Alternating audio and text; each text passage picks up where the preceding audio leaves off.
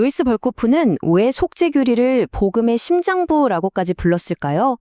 그의 신학 속으로 깊이 들어가 보면 하나님의 사랑과 공의라는 두 개념이 어떻게 하나의 완벽한 논리로 단단하게 엮이는지 알 수 있습니다.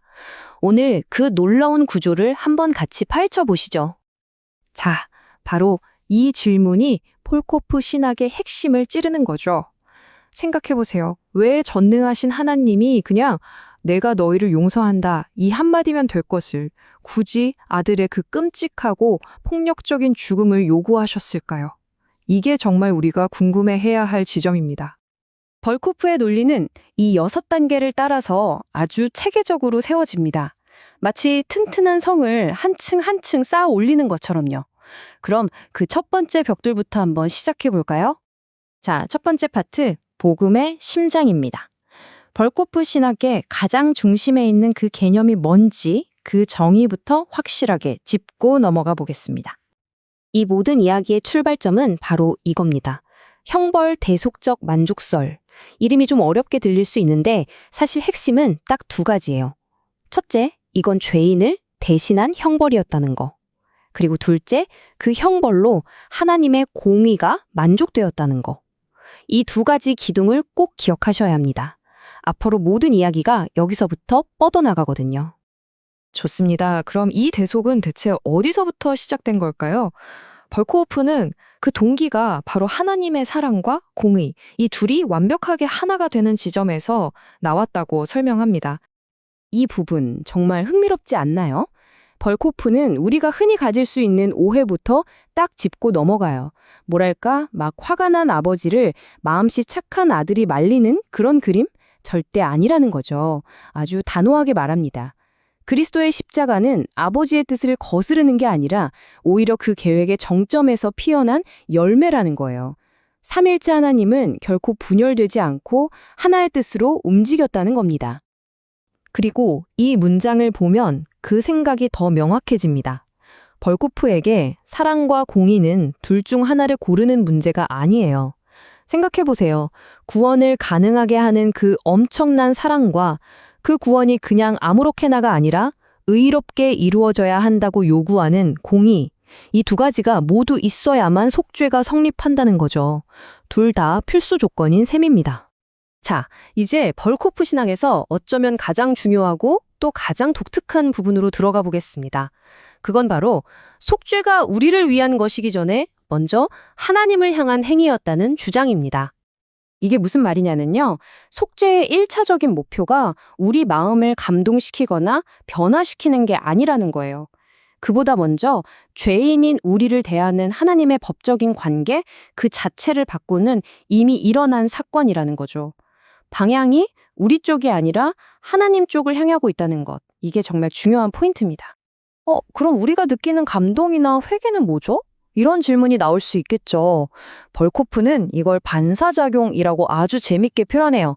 순서가 있다는 겁니다. 먼저 그리스도께서 객관적으로 일을 다 끝내셨어요. 이게 원인입니다. 그래서 우리를 향한 하나님의 법적인 태도가 바뀌죠.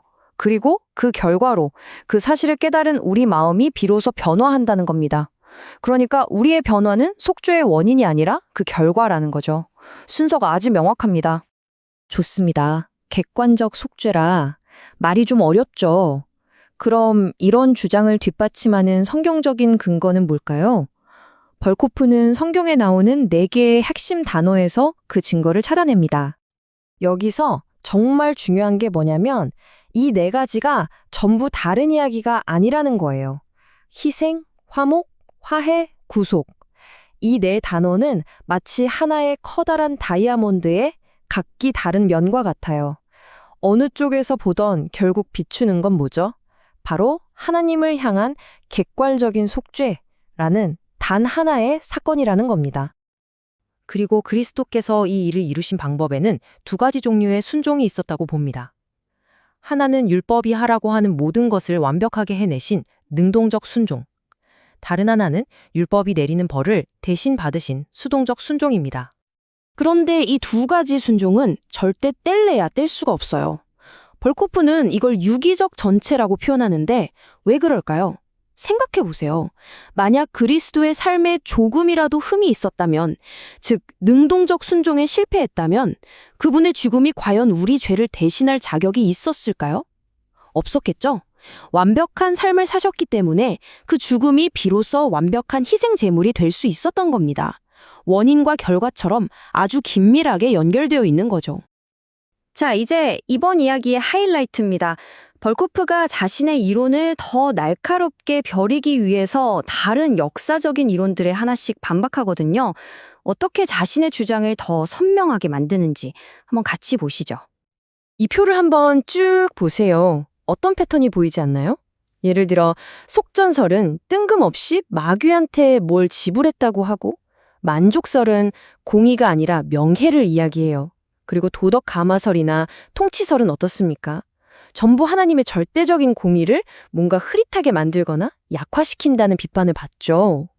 벌코프가 보기엔 이 이론들 전부가 가장 중요한 핵심, 바로 하나님의 공의라는 관역을 정확히 맞추지 못하고 빗나고 있는 겁니다. 자, 이제 마지막 결론입니다. 지금까지 쌓아 올린 벌코프의 모든 논리를 하나의 강력한 메시지로 정리해 보겠습니다. 결론은 이겁니다.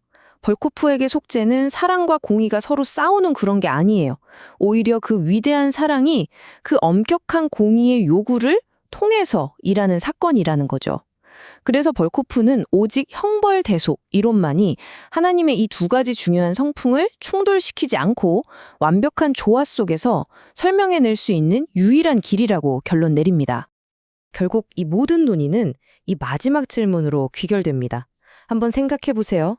진정한 공의는 사랑이라는 이름으로 그냥 덮어둘 수 있는 걸까요? 아니면 진정한 사랑이라면 그 공의의 요구를 반드시 만족시켜야만 하는 걸까요? 벌코프의 대답은 아주 확고합니다. 이 질문에 대해 여러분은 어떤 답을 가지고 계신가요?